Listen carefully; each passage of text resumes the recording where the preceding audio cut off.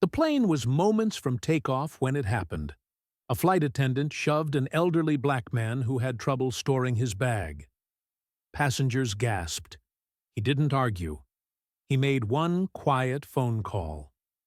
Minutes later, the pilot's voice trembled.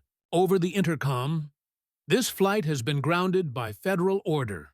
Everyone turned to the man they had dismissed and realized too late that they had underestimated someone who once risked his life for them all.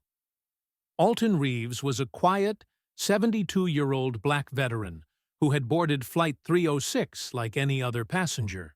With a limp in his leg and medals under his worn jacket, he struggled to lift his carry-on into the overhead bin. Instead of offering help, the flight attendant, Dana, grew impatient. "You're holding up the plane," she snapped, roughly shoving his shoulder. Heads turned, but no one spoke. Alton apologized, sat down, and pulled out an old flip phone. People saw him make a single call and thought little of it. They had no idea who he was beyond his appearance. An old, tired man in faded clothes. They didn't know that Alton had powerful friends, earned not by wealth, but by honor. As the plane rolled toward the runway, everything began to shift with one decision. Wait a second, and tell us where you're watching from in the comments. Don't forget to subscribe for more powerful stories like this. As the cabin buzzed with the typical pre-flight murmurs, Alton remained silent. Dana carried on with her duties, smirking occasionally in his direction. A few nearby passengers whispered disapproval, but fear of confrontation kept them quiet. Then the intercom crackled. "Ladies and gentlemen, this is your captain speaking. We've received an unexpected order to return to the gate." Gasps, confusion.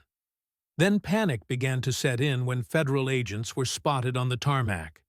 A supervisor entered the plane and made a beeline for Dana, who turned pale as paper. "Come with us," they said. Dana stuttered. "Why? What did I do?" All eyes turned to Alton, the man who had said nothing, the man they assumed was powerless. One young man finally spoke. "Wait, is he the one who made the call?" a woman whispered. "He looks familiar. Wasn't he in that Veterans Hall of Fame article last year?" The realization spread fast. Dana's face crumbled. Dana was escorted off the plane, visibly shaking. The captain approached Alton personally and profusely apologized to everyone. "Mr. Reeves, we were unaware. We are so sorry for the treatment you received." The passengers were stunned into silence. Alton calmly replied, "You don't have to be aware of who someone is to treat them with basic respect." The crew and airline officials had just learned that Alton wasn't just any veteran. He was a decorated military officer and national figure who'd once led humanitarian airlifts during wartime. His call had gone directly to a federal aviation authority contact, triggering an emergency personnel review. Dana wasn't just removed. She was permanently suspended, and her record flagged across multiple airlines. Alton didn't raise his voice once. He didn't argue. He held others to a standard of human decency, and he ensured accountability when they failed. After the incident, passengers applauded Alton. Some even cried, ashamed they hadn't spoken up sooner. A mother hugged her son a little tighter. A young woman asked for a picture, saying her grandfather had served too. Alton smiled softly and said, "Don't praise me. Just remember this the next time someone's treated unfairly." By the time they finally took off, word of the event had already spread on social media. News outlets picked up the story, and Yar Alton Reeves trended worldwide.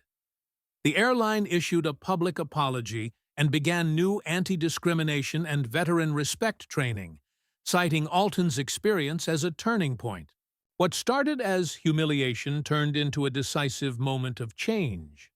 For Alton, it wasn't about punishment. It was about dignity. He didn't seek attention, but his quiet strength changed a policy, ended a toxic career, and awakened a sense of courage in bystanders who would never forget that day.